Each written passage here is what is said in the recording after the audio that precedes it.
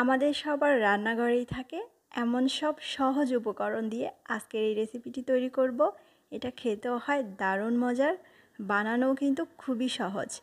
আর এই সম্পূর্ণ রান্নাটি আমি শেষ করব মাত্র 2 চামচ তেল দিয়ে। চলুন শুরু করা যাক।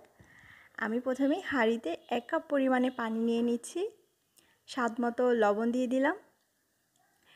পানি যখন ভালো করে গরম হয়ে ফুটতে শুরু করবে হালকা, তখন আমি এবারে অল্প অল্প করে সুজি দিয়ে ভালোভাবে পানির সাথে মিশিয়ে নিব। আর একটা খামির তৈরি করে নিতে হবে। সুজির এই খামির তৈরি হতে বেশি সময় লাগবে না। সম্পূর্ণ পানি টেনে গিয়ে যখন এরকম খামিরে পরিণত হবে, তখন আমি এটা চুলা থেকে নামিয়ে নিচ্ছি আর একটা ঢাকনা দিয়ে ঢেকে এক সাইডে রেখে দিচ্ছি। ততক্ষণে আমরা আলুর খুবই সিম্পল একটা পুর তৈরি করে নিচ্ছি। আমি এখানে 1 টেবিল চামচ তেল দিয়ে দিলাম। তেল গরম হয়ে আসলে পেঁয়াজ কুচি দিয়ে দিলাম। অল্প আছে পেঁয়াজটা নরম করে ভেজে নেব। এবারে আমি হাফ চা চামচ আস্ত জিরে দিয়ে দিলাম আর সেই সাথে হাফ চা চামচ আদা রসুন বাটা দিয়ে দিচ্ছি। এবারে মিনিট খানিকের মতো ভেজে নিব। কেউ চাইলে আদা রসুনটা এখানে বাদ দিতে পারেন। এবারে চুলার আঁচটা অবশ্যই লোতে রাখতে হবে, তা না হলে মশলাগুলো পুড়ে যেতে পারে। আমি এখানে ঝালের টেস্ট বুঝে শুকনো মরিচ গুঁড়ো এবং সামান্য হলুদ গুঁড়ো দিয়ে দিলাম, সেই সাথে স্বাদমতো লবণ।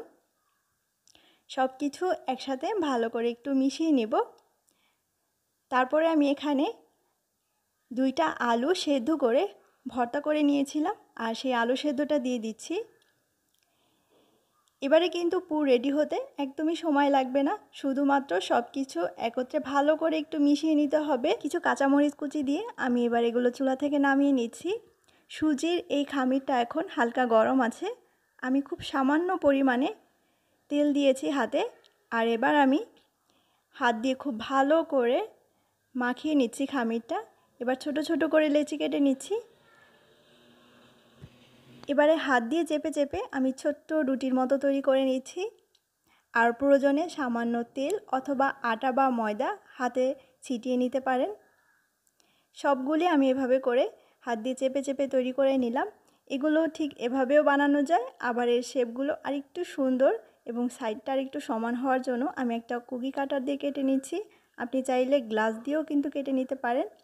এবারে আলুর পুরটা দিয়ে দিচ্ছি আর পুর একটু বেশি করেই কিন্তু দিতে হবে, তাহলেই খেতে বেশি মজার হবে। একটার উপরে আলুর পুর দিয়ে আরেকটা দিয়ে ভালো করে এভাবে কাভার করে হাত দিয়ে একটু চেপে চেপে সাইডটা কিন্তু সুন্দর করে সমান করে দিতে হবে। আমি এখানে যে উপকরণগুলো ব্যবহার করেছি সবগুলোই কিন্তু আমাদের সবার রান্নাঘরেই থাকে সব সময়, আর এগুলো বানানো কিন্তু অনেক কম সময় লেগেছে। আপনিও খুবই ঝটপট বানিয়ে ফেলতে পারবেন, খেতেও অনেক মজার। চলুন এবার ভেজে নিই। আমি মাত্র 1 টেবিল চামচ তেল দিয়েছি আর এটাই কিন্তু যথেষ্ট, এর বেশি তেল দেওয়ার কোনো প্রয়োজন নেই। তেল ভালো করে গরম হয়ে আসলে আমি একটা একটা করে দিয়ে দিব।